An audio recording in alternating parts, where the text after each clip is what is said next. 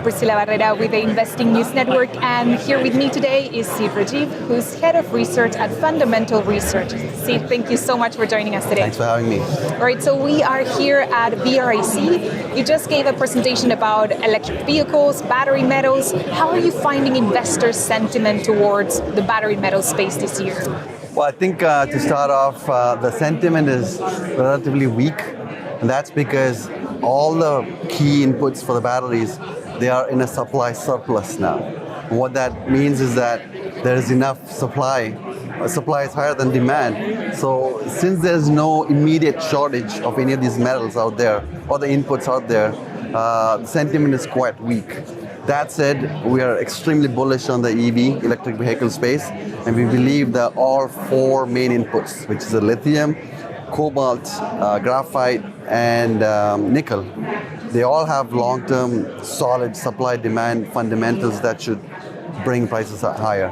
Right. And speaking about electric cars, it seems investors have been bombarded with forecasts, EV sales growing. What is your short-term and long-term expectations in terms of electric vehicle demand? For sure. Over the last decade, battery costs are down 85%. Previously, I think a few years ago, the battery price versus the retail price of a car was 50%. Right now, it's about 35%. By 2025, it's expected that the price of battery versus car will be 25%, which means, in the next 3-4 years, battery cars will be priced comparable to conventional cars. That's when the demand for EVs will pick up.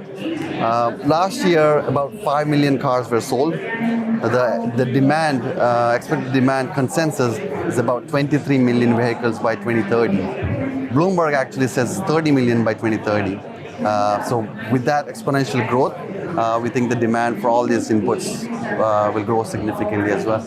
Right, so talking specifically about the battery metals, which one do you think will outperform in 2020 and why? Yeah, so what we need to look at is the different types of batteries out there. There are mainly 5 types, but on that, the top 2, the NMC, which is the nickel, manganese, cobalt, and the LFP, lithium iron phosphate, which is mostly used in China. There's a shift from LFP to NMC. What that means is LFP has only lithium, no nickel, cobalt. There's a shift to NMC, which is nickel, cobalt, lithium, and graphite. All 4 are used. More than 75% of the batteries will come from NMCs. So if you look at the supply demand, we think over the next 10 years, except nickel, so lithium, cobalt, and graphite, we're going to see a 150% increase in demand. Nickel, we're going to see a 35% increase in demand. There is a supply chain bottleneck in all the commodities for long term. But in terms of which commodities will do well, I would rank cobalt first, nickel second, graphite third, and lithium fourth.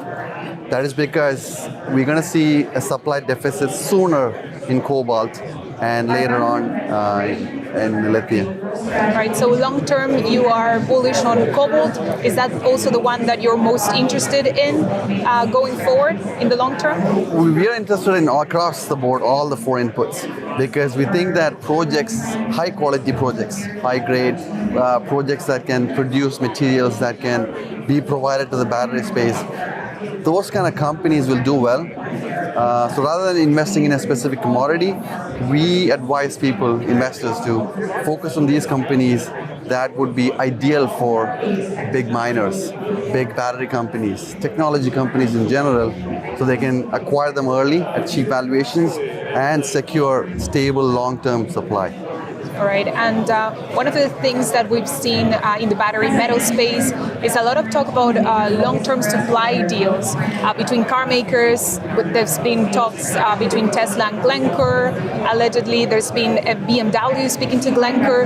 What about junior miners? Are you expecting to see more off-take deals between junior miners and car makers? I do. It's going to take time, but I do see good projects out there being actively monitored by these battery companies, technology companies, because they do need to secure supply. In the case of cobalt, more than 60% of the demand comes from the GRC. And if you look at the combined resource estimate of all the pre-development cobalt projects worldwide, even if all of them are in production, they can only supply about 3 years, under 3 years of global supply. So these kind of companies will be monitoring projects with high quality mineralization and grade. All right, and for investors that might be interested in the battery metal space, what do you think are some key factors they should look at when choosing a company that's operating in the space? Number one is it has to produce something that's used by the battery. If you look at the nickel space, the graphite space, it's a huge market already, but only a portion of that segment can be used for batteries. So as investors, you should be looking at companies that have done tests which kind of indicate that they can be used by batteries. So the ability for them to be used in batteries plus their grades, and then you want to look at how massive they are, what's the capex to build these projects, and last but not least, it should be in safe jurisdictions. All right, and do you have any particular stock picks in the battery metal space? Yeah, so I can name a few in each sector. In Cobalt, my favorite is Fortune Minerals on the TSX FT. They are the largest primary cobalt resource holder, advanced stage project. The deposit also has a million ounces of gold. In terms of nickel, I can name two names. One is Giga Metals, 5 billion pounds of nickel, huge sulfide project worldwide. Again, advanced stage project, currently trading at just 16 million market cap. And then another name in the nickel space is Grid Metals.